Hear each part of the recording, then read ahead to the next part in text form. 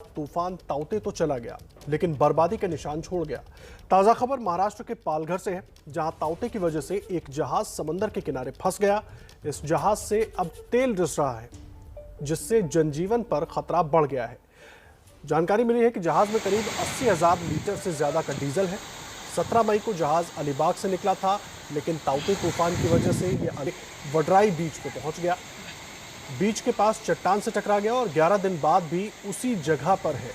हालांकि जहाज के चट्टान से टकराने से जहाज के कई हिस्से भी टूट गए हैं और उसी वजह से डीजल भी लीक होना शुरू हो गया है। जहाज में 80,000 लीटर डीजल है, जो उस पूरे इलाके के जनजीवन के लिए एक बड़ा खतरा बन गया है।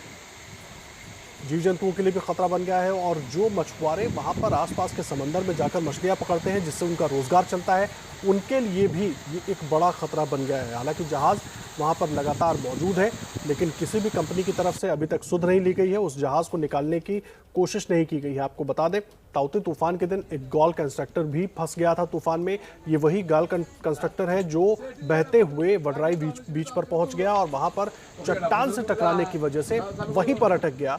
और इसी वजह से शायद उसमें से, क्योंकि चट्टान से जहाज टकराया था, तेल लीक होना शुरू हो गया। जो तेल अंदर 80,000 लीटर डीजल मौजूद है, उसका रिसाव शुरू हो गया और उसकी वजह से आसपास के लोग परेशान हैं। लगातार गुहार लगा रहे हैं कि इस जहाज को वहां से हटाया जाए। कम से कम पहले कोशिश की जाए कि जहाज में जो मौजूद तेल है उसको किसी तरह से निकाल लिया जाए, ताकि समंदर में तेल ना फैले। और 3 तस्वीरें आप देख रहे हैं। समंदर में बहुत दूर ये जहाज नहीं है, तट से करीब 1 किलोमीटर की दूरी पर ये जहाज फंसा हुआ है और हाई टाइड की वजह से आपको इतना ज्यादा पानी दिखाई दे रहा है। लेकिन जैसे ही लो टाइड होगा तो लोग वहां पर पैदल तक पहुंच जाते हैं। आपको हमारे सहयोगी मृत्युंजय की रिपोर्ट दिखाते हैं ग्राउंड जीरो से।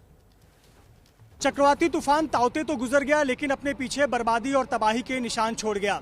17 तारीख को आए हुए साइक्लोन में कई बार्ज और जहाज चपेट में आ गए, जिसमें से एक था गाल कंस्ट्रक्टर। गाल कंस्ट्रक्टर पर 137 लोग सवार थे, जिन्हें रेस्क्यू किया गया, लेकिन ये बार्ज बहते हुए पालघर के समुद्री किनारे पर पहुंच गया है। पालघर जिले के वडराई के समुद्री किनारे पर गाल कंस्ट्रक्टर पहुंच गया है।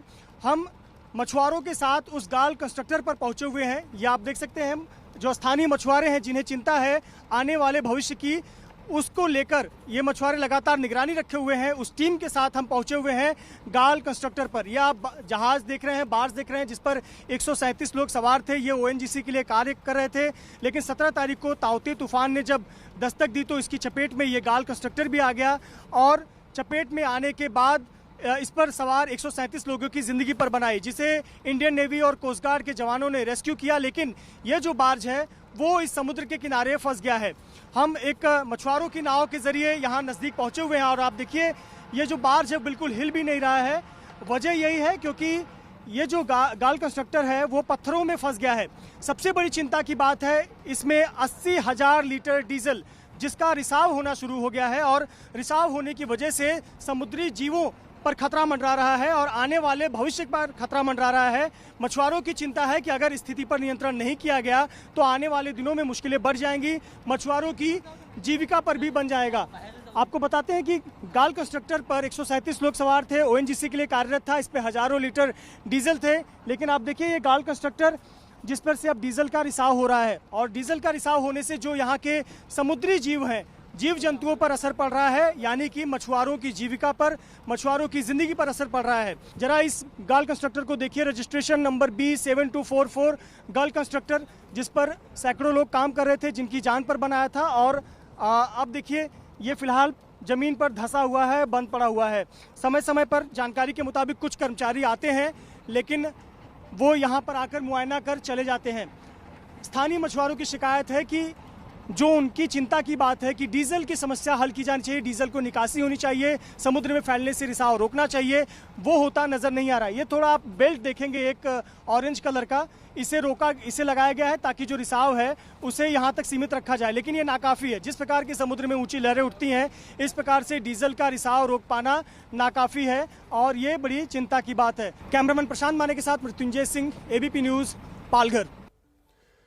तो मृत्युंजय की रिपोर्ट आप देख रहे थे, उन्होंने आपको पूरा बार्ज दिखाया और सवाल यही है कि ये बार्ज वहां पर फंसा हुआ है, लेकिन अभी तक इसे निकालने की कोशिश क्यों नहीं हो रही है। आपको बता दें, जिस दिन ताउते तूफान आया था, P305 जहाज भी फंस गया था, इसमें वो बार्ज भी फंस गया था और ये गाल कंस्ट्रक्टर भी उसके साथ ही मौजूद था और ये गाल कंस्ट्रक्टर वहां से बहता हुआ पालघर की तरफ आ गया। वडराई बीच में चट्टान से टकराया, वहां फंस कर रह गया, जिसकी वजह से तेल का रिसाव भी शुरू हो गया। 137 लोग हालांकि इस पर सवार थे, जिनका रेस्क्यू कर लिया गया, लेकिन जहाज वहीं पर रह गया। और अब ये जिस स्थिति में फंसा है उसको लेकर चिंता ये भी है कि इसको निकाला कैसे जाएगा, क्योंकि वहाँ पर पानी का स्तर भी कम है और जहाज़ में 80,000 लीटर डीजल मौजूद है, जो कि अब रिसना भी शुरू हो गया है, जो आसपास के इकोसिस्टम के लिए, जनजीवन के लिए खतरा भी पैदा कर रहा है। और मृत्युंजय की एक और रिपोर्ट आपको दिखाते हैं कि किस तरह से इस जहाज़ की वजह से लोगों की दिक्कतें बढ़ी हुई है। गाल कंस्ट्रक्टर के डेक पर हैं और ताउते तूफान ने क्या तबाही मचाई है, कितना नुकसान हुआ है, इन तस्वीरों को आप देखकर अनुमान लगा सकते हैं। ये देखिए तस्वीरें, ऐसा लगता है कि ये कोई जंक यार्ड है, कोई कूड़े का ढेर है या फिर कोई स्क्रैप यार्ड है, लेकिन ये जहाज का डेक है और जहाज के डेक पर देखिए तमाम साजो सामान इसी तरह से पड़े हुए हैं। बहुत सी लोहे की चीज़ें हैं। कल्पना करिए इस पर सैकड़ों लोग काम कर रहे थे, वो चीज़ें उनको लग सकती थी, चोट पहुँच सकती थी, लेकिन यही सबसे राहत की बात रही कि सबकी जान सुरक्षित है। बड़े बड़े कंटेनर हैं, इसी प्रकार का एक कंटेनर बहते हुए समुद्र के किनारे भी आ गया, जो कि बताया जा रहा है कि वारप्रदा टगबोट का था। और इससे आप कल्पना कर सकते हैं कि चक्रवाती तूफान कितना ज़्यादा खतरनाक था और उसकी चपेट में आने से कितना ज़्यादा नुकसान हुआ। ये देखिए पूरे शिप पर इसी प्रकार से चीज़ें फैली हुई हैं, पसरी हुई हैं।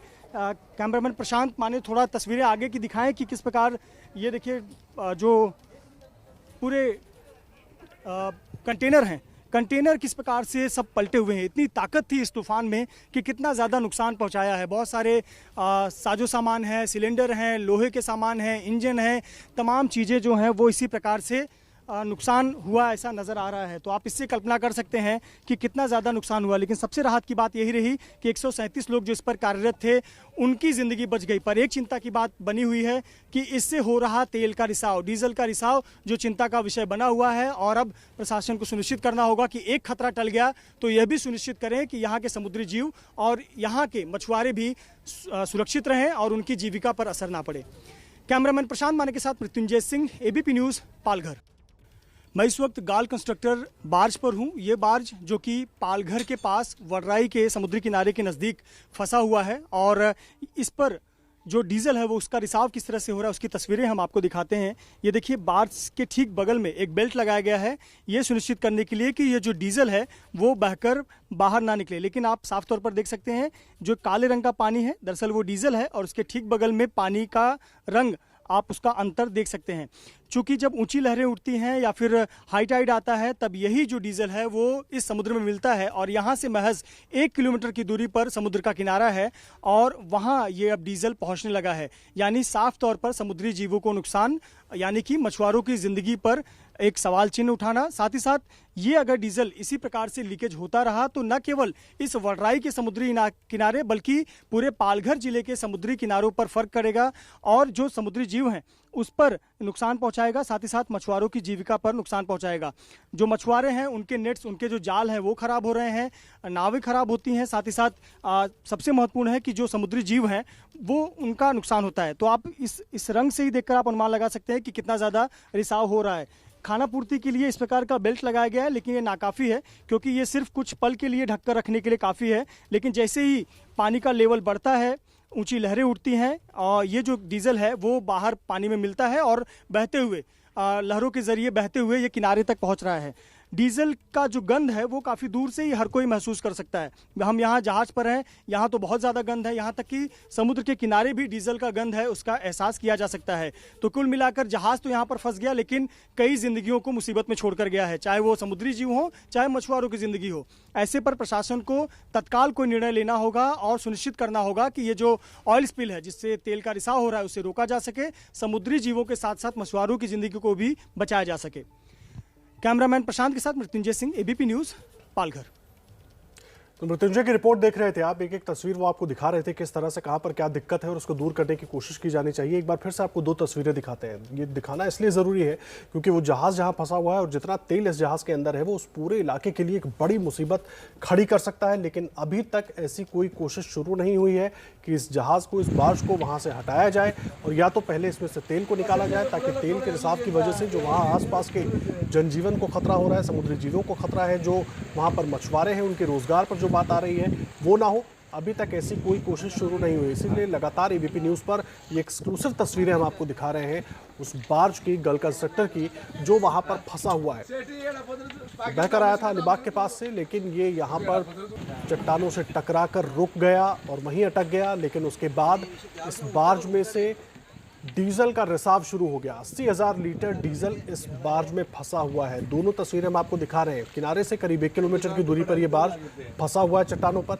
और दूसरी तस्वीर आप देख रहे हैं, ये जो एक ऑरेंज कलर का बैंड देख रहे हैं, इसको लगाया गया है ताकि जो तेल है वो फैले ना। लेकिन क्योंकि हाई टाइड है, पानी कई बार बहुत ऊंचा उठ जा रहा है, तो ऐसे में वो तेल लगातार फैल भी रहा है आसपास के इलाके में। और इसीलिए आसपास के लोग भी परेशान हैं।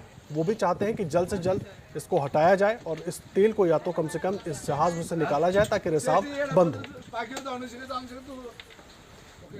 पाल कंस्ट्रक्टर बार्ज पर हूँ। ये बार्ज जो कि पालघर के पास वडराई के समुद्री किनारे के नज़दीक फंसा हुआ है और इस पर जो डीजल है वो उसका रिसाव किस तरह से हो रहा है उसकी तस्वीरें हम आपको दिखाते हैं। ये देखिए, बार्ज के ठीक बगल में एक बेल्ट लगाया गया है ये सुनिश्चित करने के लिए कि ये जो डीजल है वो बहकर बाहर ना निकले। लेकिन आप साफ तौर पर देख सकते हैं जो काले रंग का पानी है दरअसल वो डीजल है और उसके ठीक बगल में पानी का रंग, आप उसका अंतर देख सकते हैं। चूंकि जब ऊंची लहरें उठती हैं या फिर हाई टाइड आता है तब यही जो डीजल है वो इस समुद्र में मिलता है और यहाँ से महज 1 किलोमीटर की दूरी पर समुद्र का किनारा है और वहाँ ये अब डीजल पहुँचने लगा है। यानी साफ तौर पर समुद्री जीवों को नुकसान, यानी कि मछुआरों की जिंदगी पर एक सवाल चिन्ह उठाना। साथ ही साथ ये अगर डीजल इसी प्रकार से लीकेज होता रहा तो न केवल इस वडराई के समुद्री किनारे बल्कि पूरे पालघर जिले के समुद्री किनारों पर फर्क करेगा और जो समुद्री जीव हैं उस पर नुकसान पहुंचाएगा। साथ ही साथ मछुआरों की जीविका पर नुकसान पहुंचाएगा। जो मछुआरे हैं उनके नेट्स, उनके जो जाल हैं वो खराब हो रहे हैं, नावें खराब होती हैं। साथ ही साथ सबसे महत्वपूर्ण है कि जो समुद्री जीव हैं वो उनका नुकसान होता है। तो आप इस रंग से ही देखकर आप अनुमान लगा सकते हैं कि कितना ज़्यादा रिसाव हो रहा है। खाना पूर्ति के लिए इस प्रकार का बेल्ट लगाया गया है, लेकिन ये नाकाफ़ी है क्योंकि ये सिर्फ कुछ पल के लिए ढककर रखने के लिए काफ़ी है। लेकिन जैसे ही पानी का लेवल बढ़ता है, ऊंची लहरें उठती हैं और ये जो डीजल है वो बाहर पानी में मिलता है और बहते हुए लहरों के जरिए बहते हुए ये किनारे तक पहुंच रहा है। देखिए, लगातार अपडेट आपको देते रहेंगे, लेकिन इस वक्त सीधा रुख करेंगे पश्चिम बंगाल का, जहां पर शुवेंदु अधिकारी बीजेपी नेता इस वक्त प्रेस कॉन्फ्रेंस कर रहे हैं। ममता बनर्जी ने वार पलटवार किया था, उस पर वो जवाब दे रहे हैं।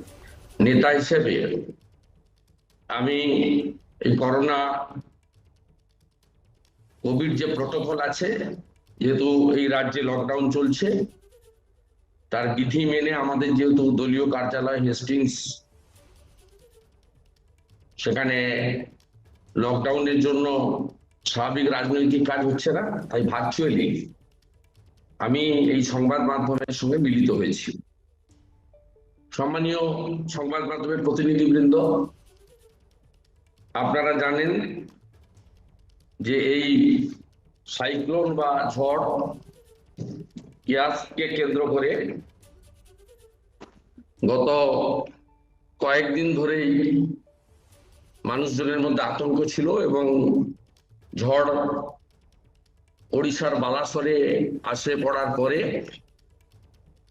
বিশেষ করে সমুদ্র এবং নদী পার্শ্ববর্তী গ্রামগুলো পূর্ব মেদিনীপুর, দক্ষিণ 24 পরগনা এবং উত্তর 24 পরগনা একটা অংশ যা সুন্দরবন লাগোয়া, সেখানে প্রায় 150-র কাছাকাছি বাঁধ ভেঙেছে, কয়েক লক্ষ মানুষ প্লাবিত হয়েছে এবং গ্রামের অর্থনীতির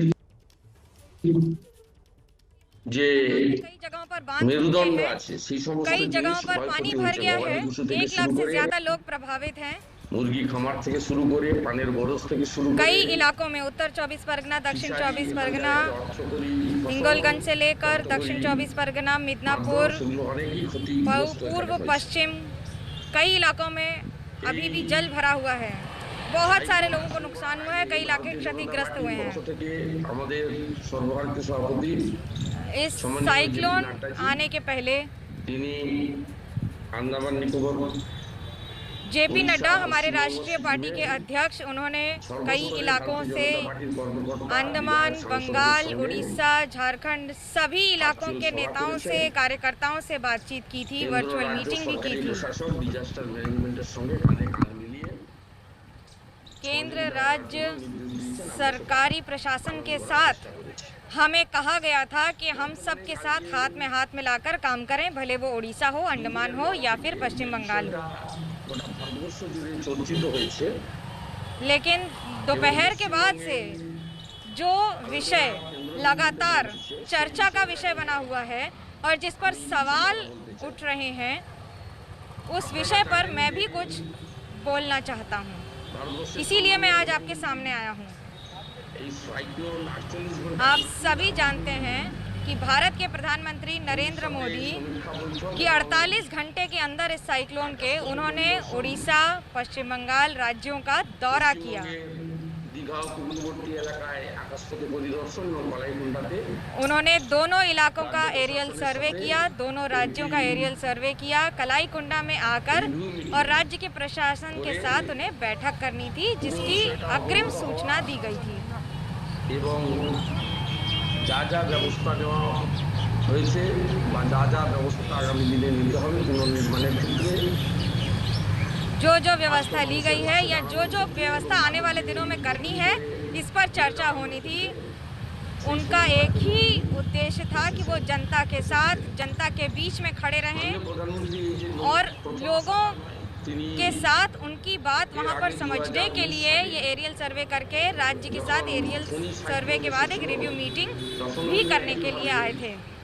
2019 में भी जब फोनी साइक्लोन आया था, तब भी उन्होंने खड़गपुर में मीटिंग की थी।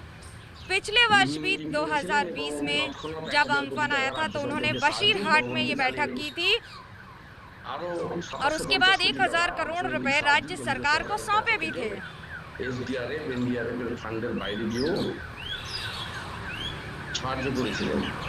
इसके बाद ये उन्होंने अपने राज्य यानी कि केंद्र सरकार के कोष से 1000 करोड़ रुपए राज्य सरकार को दिए थे।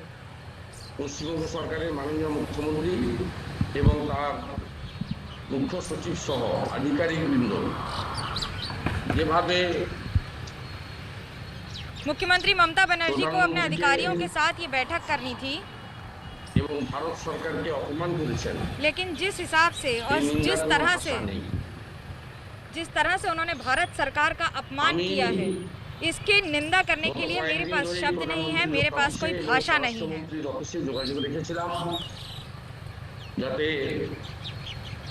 पिछले कुछ दिनों से मैं लगातार केंद्र सरकार और उसके साथ गृह मंत्रालय के दफ्तर के साथ मेरी लगातार बातचीत भी हो रही थी, जिससे हम पार्टी की ओर से, कार्यकर्ता और नेता की ओर से हर संभव कोशिश करें सबके साथ काम करने की, लोगों को बचाने की। मैं निर्वाचित हूं जिन इलाकों से, उसमें कई इलाकों में सुंदरबन से दीघा या फिर मिदनापुर के इलाकों में लोग क्षतिग्रस्त हुए हैं। हमें भी उनसे कुछ बात करनी थी, हमें उनसे अपनी बात रखनी थी, जिसकी वजह से हमें अनुमति दी गई थी उनसे मिलने की और हम उनसे मिलने गए भी थे। तो कल प्रधानमंत्री नरेंद्र मोदी के दौरे के दौरान जो विवाद हुआ था, उस पर पहले बीजेपी ने ममता पर निशाना साधा, फिर ममता बनर्जी ने आज प्रेस कॉन्फ्रेंस की और अब शुभेंदु अधिकारी आकर उस पर अपनी बातें रख रहे थे। ममता बनर्जी ने तमाम आरोपों को आज दोपहर में प्रेस कॉन्फ्रेंस करके नकारा था, लेकिन अब उस पर शुभेंदु अधिकारी ने प्रेस कॉन्फ्रेंस की और उन्होंने अपनी तरफ से सारी बातें रखी और उन्होंने आरोप लगाया कि ममता ने पीएम मोदी का अपमान किया। ये बात शुभेंदु अधिकारी ने अब से कुछ मिनट पहले कही और सीएम का पीएम की बैठक में ना जाना बहुत दुखद है, ये भी कहा शुभेंदु अधिकारी ने। और साथ ही उन्होंने कहा कि राज्य की जनता का ऐसे विवाद से भला नहीं होगा। मनोज्ञा लोहिवाल हमारे सहयोगी हमारे साथ लगातार जुड़ी हुई हैं। मनोज्ञा, आप लगातार दर्शकों को बता रही थी शुभेंदु अधिकारी क्या कुछ कह रहे थे, क्या प्रमुख बातें हैं और वाकई क्या विवाद ऐसे थमेगा? ममता बनर्जी आई, वो अपनी बात कह गई, अब शुभेंदु अधिकारी आ गए, अब फिर टीएमसी की तरफ से कोई नेता आएगा, वो अपनी बात कहेगा।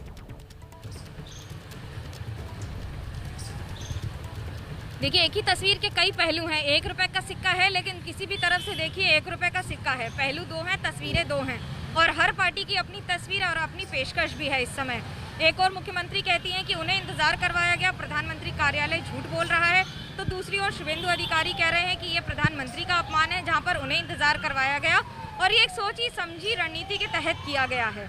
रणनीति और राजनीति अपनी जगह है, लेकिन बंगाल की जनता ये सारी तस्वीरें देख रही है और समझने की कोशिश भी कर रही है कि एक और प्रधानमंत्री को भले ही वहाँ पर आधा घंटा इंतजार करवाया हो, इसका स्वरूप क्या है, और दूसरी ओर मुख्यमंत्री के जो आरोप हैं उसका स्वरूप क्या है। लेकिन आज एक बात साफ है कि जिस तरह से ट्रांसफर किया गया है चीफ सेक्रेटरी को, उस पर आवेदन दे दिया है ममता बनर्जी ने। अभी तक उन्होंने कभी आवेदन नहीं दिया है, ये पहला मौका होगा जब मुख्यमंत्री ने आवेदन दिया है केंद्र सरकार को कि आप अपना ये फैसला वापस लें। इसके पहले हमेशा उन्होंने या तो पुरजोर कोशिश लगाकर साफ कह दिया कि हम अधिकारियों को ट्रांसफर नहीं करेंगे, या चिट्ठी लिखकर राज्य सरकार की ओर से बता दिया गया है। तो इस बार राजनीति थोड़ी से बदले हुए सुरों पर जरूर हो रही है, लेकिन तस्वीरें अपने आप में कुछ और ही सुर आलाप रही हैं। नहीं, बदले हुए सुरों पर तो हो रही है मनोज्ञा, जिस तरह से आप कह रही हैं ठीक कह रही हैं, लेकिन वो जो तार उलझे हुए हैं ना वो ठीक नहीं हो पा रहे हैं, और इसमें अंततः नुकसान तो बंगाल की जनता का ही होगा अगर इस तरह के खींचतान केंद्र और राज्य के बीच चलती रही तो। देखिए, ये बात बिल्कुल सही है। उड़ीसा की सरकार ने कह दिया कि हमें कुछ नहीं चाहिए, उन्हें 500 करोड़ रुपए दिए गए। दूसरी ओर ममता बनर्जी कह रही हैं कि हमने 20,000 करोड़ का दावा ठोका है और लिखा है कि हमें इतने रुपए चाहिए। अगर ये दें तो अच्छा है, लेकिन ये हमने मांगा है। उन्होंने ये भी कहा कि हमने कुछ वर्बली नहीं बोला है, मौखिक रूप से हमने अपनी डिमांड, अपनी मांग चिट्ठी के तौर पर जमा दे दी है। उस पर देखते हैं आगे क्या कार्रवाई होती है। पत्राचार भी है, विचार विमर्श भी है, आरोप प्रत्यारोप भी है और वार पलटवार भी है। लेकिन जो स्थिति बन गई है इसमें कहीं कोई ऐसा रास्ता नजर आ रहा है कि ये वाद विवाद खत्म हो, कोई एक बीच का रास्ता निकल पाए और राज्य और केंद्र मिलकर काम कर पाए? क्योंकि लगातार अभी भी माहौल ऐसा लग रहा है कि जैसे चुनाव चल रहे हो, एक दूसरे पर आ रहे हैं, आरोप लगा रहे हैं। देखिए, यही बात मुख्यमंत्री ने भी कही। उन्होंने तो सीधा वार कर दिया ये कहते हुए कि बीजेपी को हार हजम नहीं हुई, इसलिए इस तरह के बार बार हथकंडे अपना रही है। लेकिन ये बात भी सही है कि प्रोटोकॉल के तहत एक प्रधानमंत्री अगर किसी राज्य में आता है तो पहले उसके राज्य के या तो मिनिस्टर इन वेटिंग वहाँ रहते हैं, या फिर कोई न कोई राज्य की तरफ से पदाधिकारी मौजूद रहेगा। मुख्यमंत्री का होना या ना होना संभावना के ऊपर है, चीफ सेक्रेटरी का होना या ना होना संभावना के ऊपर है, लेकिन राज्य सरकार की ओर से किसी का ना होना मंशा पर सवाल जरूर उठाता है। जी, बहुत धन्यवाद आपका मनोज्ञा हमारे साथ जुड़ने के लिए और पूरी जानकारी देने के लिए। मनोज्ञा हमारे सहयोगी कोलकाता से पूरी जानकारी दे रही थी। सागर धनखड़ हत्याकांड में गिरफ्तार पहलवान सुशील कुमार को फिर एक बार 4 दिन की पुलिस रिमांड पर भेज दिया गया है। पुलिस ने 7 दिन की रिमांड की मांग की थी। सुशील कुमार की रिमांड आज खत्म हो गई थी और पुलिस ने 4 दिन की रिमांड पर, माफ कीजिएगा, अदालत ने 4 दिन की पुलिस रिमांड पर सुशील कुमार को भेज दिया है। पहलवान सुशील कुमार फिर से 4 दिन की पुलिस रिमांड पर भेजा गया।